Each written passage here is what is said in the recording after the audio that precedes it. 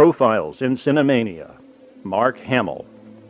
Everyone's favorite typecast galactic hero turned villainous clown/Twitter superuser was born in Oakland, California in 1951. As with any military brat, Mark and his 6 siblings were dragged around the world in the wake of his father's naval deployments, meaning Mark's upbringing was wildly different from, say, an orphan raised by a couple of dirt farmers. That Hamill was able to play such a role so convincingly is a testament to both his acting skills and to George Lucas's writing. George Lucas's writing. Oh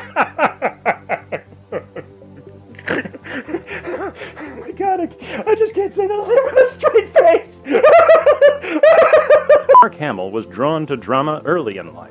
He joined the drama club in his junior year at the U.S. Military High School in Yokohama, Japan, then majored in drama at Los Angeles City College once his family returned to California after he graduated in 1969. Hamill's talents led to some early successes. He landed a recurring spot on the highly popular soap opera General Hospital, as well as providing voices for Saturday morning cartoons like Scooby-Doo and Genie. In a strange twist of fate, Robert Englund, best known for his portrayal of Freddy Krueger in the Nightmare on Elm Street franchise, shares a degree of responsibility for Hamill's break-in to feature films. Englund was auditioning for a role on the Fox lot and realized his buddy Mark would be perfect to play the lead in this trashy, low-budget sci-fi picture that was going to go nowhere, but hey, it'd be a great leg up for the kid. If you're keeping track, yes, that's right. Hamill ended up shackled to a franchise that consigned him to decades of typecasting, partly because of a completely different actor who would himself end up shackled to a franchise that consigned him to decades of typecasting. That's Hollywood for you, and if you've realized the world is indeed smaller than any of us thinks, congratulations, you win a prize. A small prize. Mark Hamill's feature film debut was in a moderately successful sci-fi movie that came out in 1977. Yes, Ralph Bakshi's Wizards was an animated epic set in the far future, and our hero Mark Hamill voiced Sean, leader of the Knights of Stardust. A mere 3 months later, he would also appear in another sci-fi picture cast against a talking wheelie bin and the star of Metropolis, but which came with a big pile of doodads that got flogged to the kiddies. Hamill closed out the 70s by co-starring with Annie Potts in Corvette Summer, fulfilled a minor role in the war movie The Big Red One, and made appearances on both Sesame Street and The Muppet Show. Turns out there's a downside to having your face plastered all over lunchboxes and action figures, though. The success of that one film featuring Duran Duran's Dustbin and Mecha Mary Poppins meant that casting directors kept turning him down.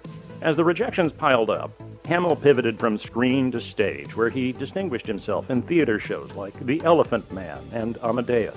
He even went out for the role of Mozart in 1984's film adaptation of Amadeus, in part because he had absolutely killed it on stage. But, once again, the casting director sent him packing because they didn't want a spacefaring special boy in the role. Leonard Nimoy could have told him a thing or two about coming to terms with an iconic alter ego, and we like to imagine that he did. As a footnote to our listeners, if you decide to write slash fiction about that matchup, keep that shit to yourself.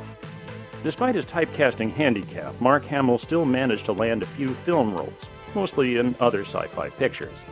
1991 was a decent year for him. He first played a bounty hunter in the post-apocalyptic Snore Slipstream, and then a CIA agent in the film adaptation of a manga, The Guyver. However, it was in the cramped confines of a sound booth where Mark Hamill would really break free. Voice acting afforded Hamill a freedom to explore his dark side, in a way face acting never would have. He could develop a diversity of characters without having to compete against his own good looks.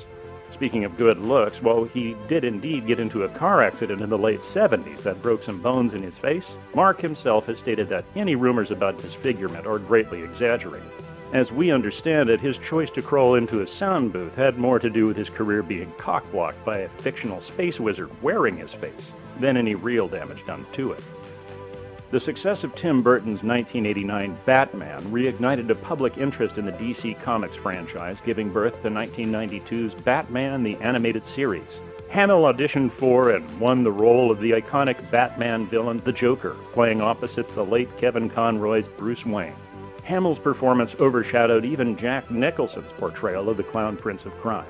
Animated adaptations of comics ended up being a rich source of work for him, and Hamill provided voices for other projects in the DC and Marvel universes, including The Flash, Spider-Man, The Incredible Hulk, Fantastic Four, and The Avengers. He relished playing villains, and his repertoire includes quite a rogues gallery, including Alan Ripburger in the 1995 LucasArts computer game Full Throttle, Chucky in the 2019 reboot of Child's Play, and Skeletor in the 2021 reboot of Masters of the Universe.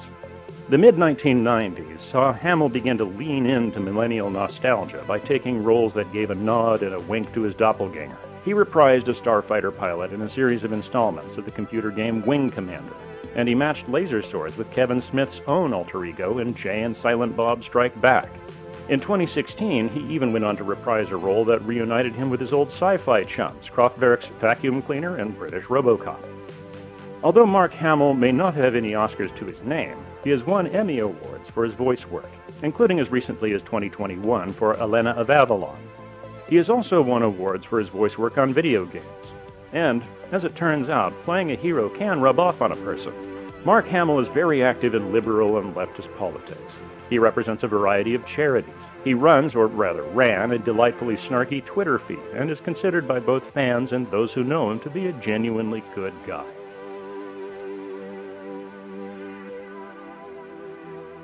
This has been another profile in Cinemania.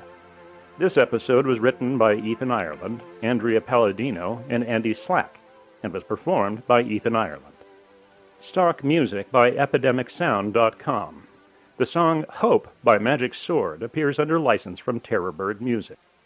The Cinemania Society is a product of the Cinemania Society, LLC.